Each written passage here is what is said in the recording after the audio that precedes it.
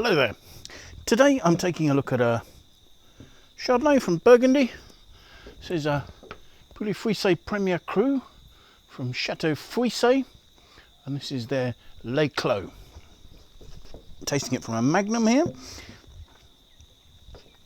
Now 2020 was quite a significant vintage for Pouilly Fuisse, for Chateau Fuisse and Le Clos, in that it's the first vintage in which Pouilly Fuisse had Premier Crus, or was allowed to use the term Premier Cru. So this is the first bottling of Le Clos. It had previously been produced, obviously, but they weren't able to label it as a Premier Cru because the status didn't exist. Chateau Fuisse, probably one of the better known estates in Pouilly Fuisse, in the centre of the village itself, and Le Clos is their flagship wine. It's made from a 3-hectare plot, which is a walled monopole entirely owned by the estate themselves, and it sits behind their chateau, behind the wine. The vineyard is east facing. It has a combination of soils. It has, I think, going down the hill you get a combination of limestone, then you get marl, and then you get a heavier clay soil. So from within one vineyard you get sort of 3 different styles of wine that can be blended to create a complementary whole. Château de Fuissé has been owned by the Vincent family since 1862, and I believe Antoine, the current winemaker, is now the 5th generation of his family to run the estate. This is 100% Chardonnay. It was hand-picked. The wine was barrel fermented, and they use a high proportion of new oak, 80% of new oak going into this, and the remaining 20% being in 2nd year and 3rd year use barrels. So there should be quite a flavour influence from the oak and textural influence as well. So that's the fermentation. The wine then ages with its lees being stirred fortnightly, and it ages in barrel for 12 months prior to bottling. So a wine that's been meticulously put together. It's received top quality treatment, and I think with the quality of Pouilly Fuisses these days, I think if you're looking for an alternative to a Meursault, a Pellini Montrachet or a Chassagne Montrachet at a slightly more affordable price, this is a good place to be looking. These are wines with reasonable weight. You're further south in the Mâconnais region, and thus there's a little more warmth to the fruit. And these wines can have much of the subtlety and the complexity of some of those top Cotes de Beaune wines as well. I mean, for instance, some of the oldest vines in the vineyard here were planted in 1929. The average vine age is about 60 years. So there are many of the quality factors you would find in wines from appellations such as Meursault.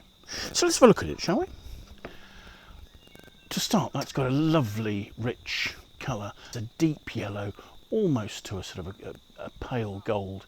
As I swirl it, the wine has 13.5% alcohol, and it's starting to form some tears there, but they're not particular. It's not a hugely rich wine, although the lees aging should add some weight to the wine. So let's see what we make of the aroma, shall we?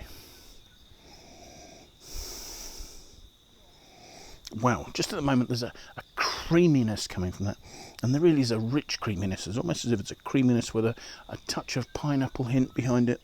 There are notes of vanilla. Yes, there's some richness from the oak coming through. There's toasty oak, slightly sweet aspect of toasting that you get. It's very attractive, very rich.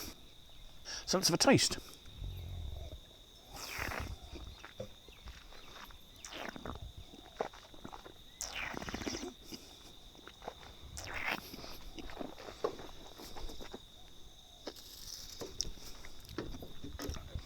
That's quite full-bodied and rich. I mean, the leesiness, there really is a sort of a creaminess.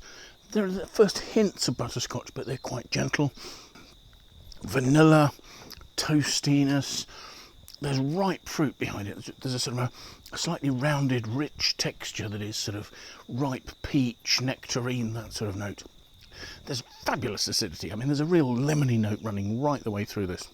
So you've got richness, you've got freshness, you've got this very complex matrix of oak flavours over the top. There's perhaps even a little bit of sort of that gunflinty fermentation aroma going on. The wine is quite young, and I think all those elements could possibly take a bit of time to settle down. But actually they're providing a really quite explosive combination on the palate. There's really is a lot going on in there. The wine's got power.